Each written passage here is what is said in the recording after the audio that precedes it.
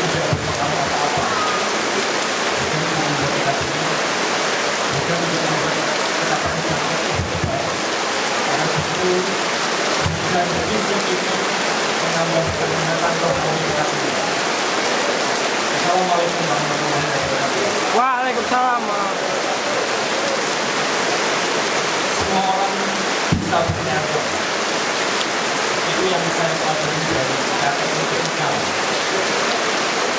Saya adalah seorang anak yang lahir di sebuah desa yang kebetulan dekat sekali dengan Taman Budaya Kudus.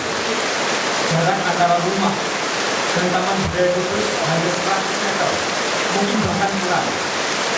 Kedekatan ini membuat saya sangat akrab dengan dunia kesenian, dengan dunia kebudayaan sejak kecil.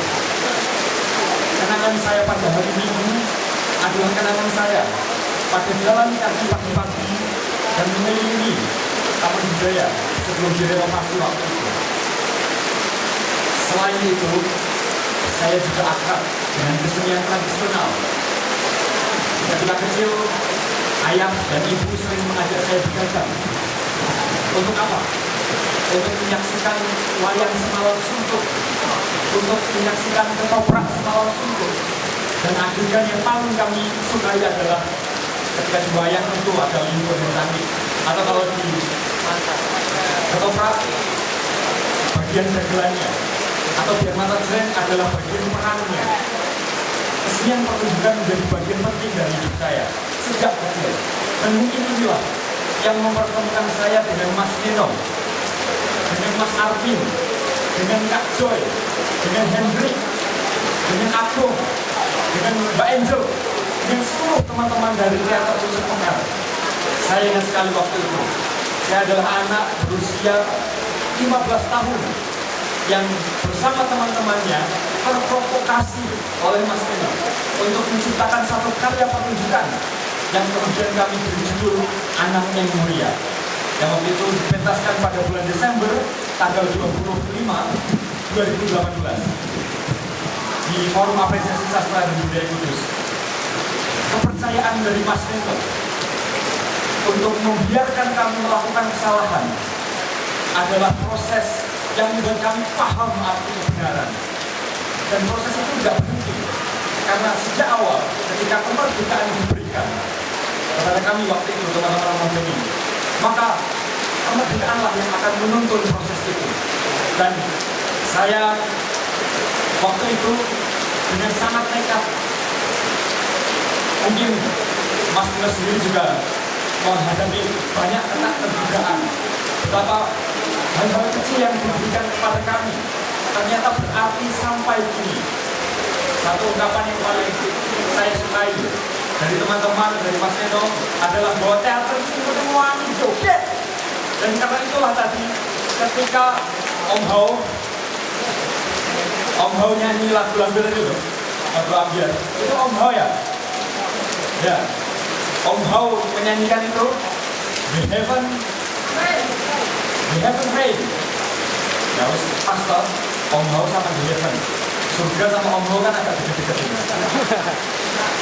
Maka tanpa keraguan saya maju untuk joget, karena itulah salah satu komitmen dari Teater Unsur Pekar bahwa semua orang bisa berteater. Karena untuk berteater penting wangi joget.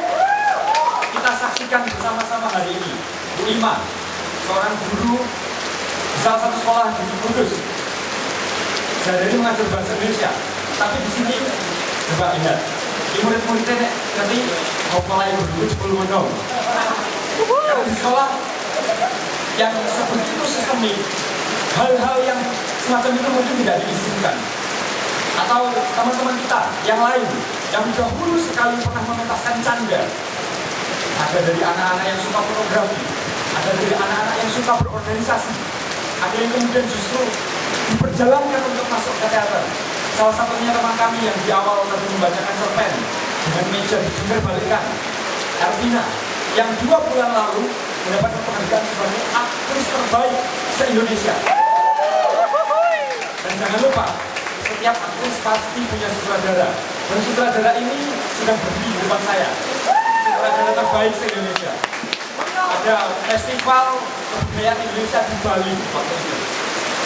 Kebahagiaan bagi kami menyaksikan bahwa teater Kucing Mekar telah memasuki usia ke-33. Mari kita melihat ke belakang. Dan saya katakan bahwa di belakang tidak ada yang lain selain kebanggaan. Di belakang 33 tahun tidak ada yang lain selain kebahagiaan. Karena teater Kucing Mekar tidak pernah membebani anak-anaknya, tidak pernah membebani aktor-aktor harus pentas indah, harus realis, harus surrealis, harus mapan, harus punya panggung, harus punya lighting. Tidak, teater Kucing Mekar berangkat dari apa yang ada, dari panggung kosong.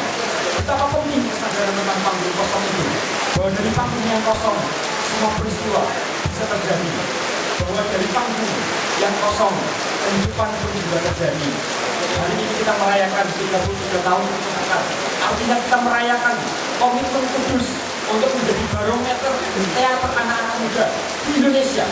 Dan teater Kucing Mekar adalah salah satu tonggaknya. Jadi kalau ibarat mesin besar, kalau teater Kucing Mekar nggak bergerak, mesin besarnya nggak akan bergerak. Kalau Mas Nino masih sembunyi-sembunyi, nah ini mesin besarnya sangat terancam.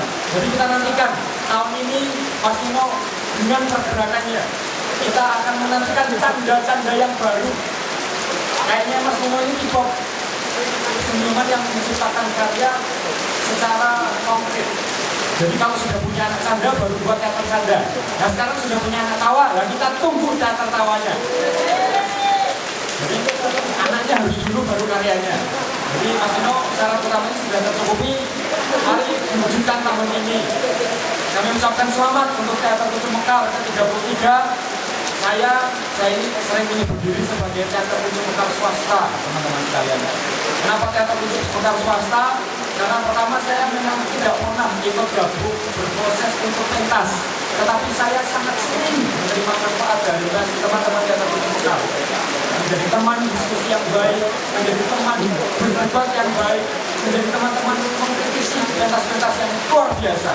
Teater Kucing Mekar memberikan keberanian kepada kita, karena memberikan kepercayaan kepada kita sekali lagi untuk melakukan kesalahan. Karena hanya dengan melakukan kesalahan kita tahu arti kebenaran. Teater Kucing Mekar berusia 33 tahun, dan ini artinya lahir ketika Gibran masih berumur 2 tahun, ketika Gibran masih minum susu. Dan ya, ngomong soal joget itu penting karena dengan joget teman-teman bisa nyapres. Terima kasih.